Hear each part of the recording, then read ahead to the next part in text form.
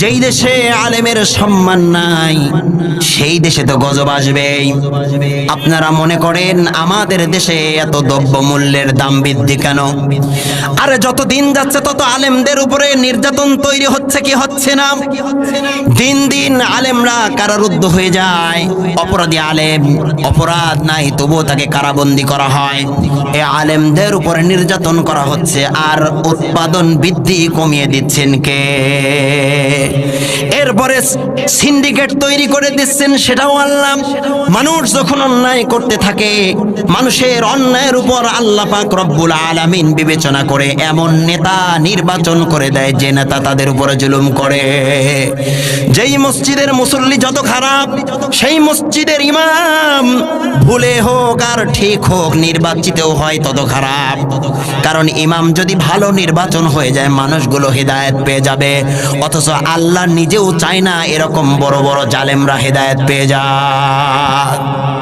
জালেমদের হেদায়েত আল্লাহও চায় না। সাক্ষ্য প্রমাণ শুনবেন নাকি?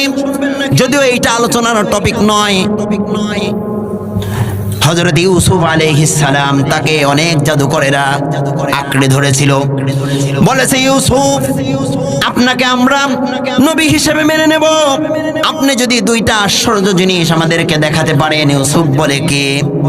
তাফসীর বিদগণ লেখেন, ইউসুফ বলে কি কি বলো, আমি আল্লাহর নবী, আল্লাহর সাহায্য করতে পারবো ইনশাআল্লাহ।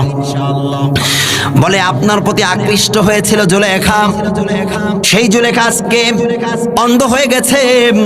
জুলেখার দৃষ্টি শক্তি যদি ফিরিয়ে দিতে পারেন তাহলে আমরা আপনাকে নবী হিসেবে মেনে নেব।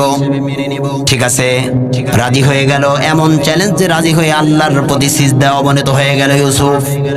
সিজদা থেকে উঠে চোখের উপরে ফু দিতে না দিতেই হযরতে ইউসুফ আলাইহিস সালামের একটা ফুতে জুলেখার চোখ ভালো হয়ে যায়। বলুন সুবহানাল্লাহ।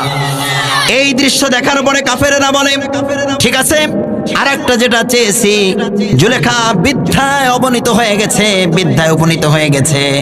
বৃদ্ধা থেকে যুবতীতে কেউ পরিণত হয় নাই। জান্নাতে যাওয়া ছাড়া কোনো মানুষ দুনিয়াতে বৃদ্ধা থেকে বৃদ্ধ, বৃদ্ধ বা বৃদ্ধা থেকে যুবকে উপনীত হতে পারবে না।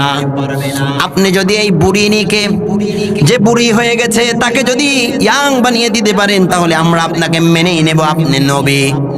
এবার আল্লাহর কাছে সিজদায় চলে গেল। আল্লাহ এই দোয়া কবুল করে নিল। আর জুলেখা সিজদা থেকে ইউসুফ আলাইহিস সালাম উঠে দেখে জুলেখা যুবতীতে পরিণত হয়ে গেছে। বলুন সুবহানাল্লাহ।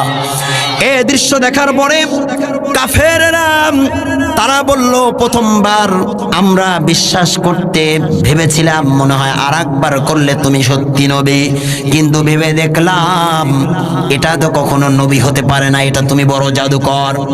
ইউসুফ আলাইহিস সালাম কান্নায় ভেঙে বললেন, আর বললেন, আমি ইউসুফ তোমাদের হেদায়েত চাইলেও আল্লাহ স্বয়ং তোমাদের হেদায়েত চায় না। কেননা তোমরা এতদিন যাবত মানুষের উপরে কালো জাদু করেছো, মানুষের উপরে নির্যাতন করেছো, আল্লাহ দ্রোহিতা করেছো, মূর্তি পূজা করেছো, স্বয়ং আল্লাহকে কষ্ট দিয়েছো, আল্লাহর নবীদের কষ্ট দিয়েছো, আমি নবীকেও কষ্ট দিয়েছো। আমি নবী তোমাদেরকে ক্ষমা করলেও আল্লাহ তোমাদেরকে ক্ষমা করে নাই। সুতরাং যারা বড় জালিম, প্রকাশ্য জালিম, তাদের পক্ষে যদি ইউসুফ আলাইহিস সালামের মতো নবীর দোয়া কবুল না হয়, তাহলে আপনার আমার মধ্যে যদি জালিম স্বভাব থাকে আর আমরা যদি মারা যাই, যত বড় ইমাম জানাজা দিক না কেন কবুল হবে নাকি?